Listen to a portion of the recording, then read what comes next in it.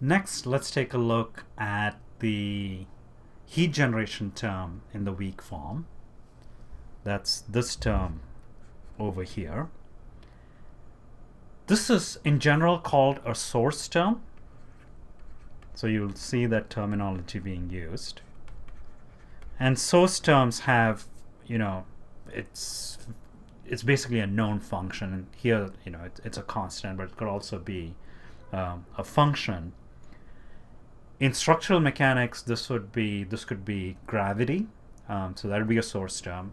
Or in the wind turbine blade example that we will do, the centripetal acceleration is going to be applied in this way. It'll be a source term. And if we integrate this term, we have to do the integration again element by element. And let's do it over the first element. I can take q out of the integral. So I'll take q out of the integral and I'll say 0 to delta x. So delta x is that distance times, so the weighting function times dx. So it just becomes an integral of the weighting function, and that means that I need this integral will give me this area. And you can work out what that area is, and that comes out to be q. You'll get w1 plus w2 times delta x divided by 2. That's the area. And I can, split this into the part that depends on w1 and w2. So the part that depends on w1 is going to be q delta x over 2, and the part that depends on w2 is going to also be q delta x over 2. If I multiply this by a, which is equivalent to multiplying this by a, in fact, that's what when you do the procedure rigorously, that's what you would do it. This term, so the term q a delta x, so q is the heat generation per unit volume, and that's a volume, that's heat generated in the element.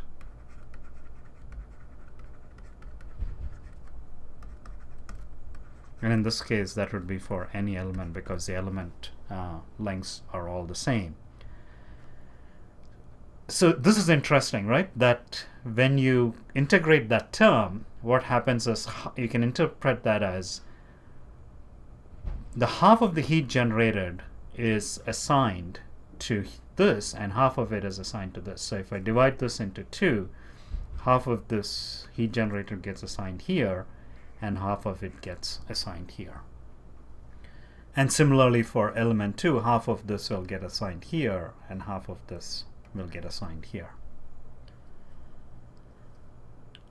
And so when you work it all out, what happens is that for w1 you'll get only one contribution, so it'll just be q delta x over 2, plus for w2 you'll get two contributions, this one from the first element, and then you'll also get a contribution from the second element. So that'll be q delta x over 2 plus w3 and so on.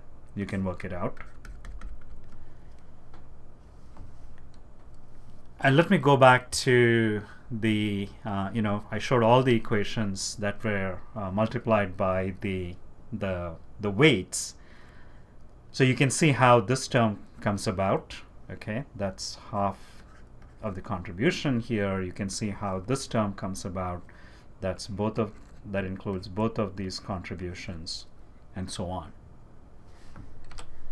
And if you write this in this form, that's the stiffness matrix form, this is how it's usually written. By the way, I noticed that I've called early in one of my earlier slides, I called this Q and now I'm calling it F. Sorry about mixing notations on you. It's the same thing. But what this means is that the heat generation or the source term is going to affect all the rows of F because it appears in all the equations. This is in contrast to this term that's going to affect only the equations at the boundaries. So that gives you some insights into how the source term gets incorporated into the algebraic equations.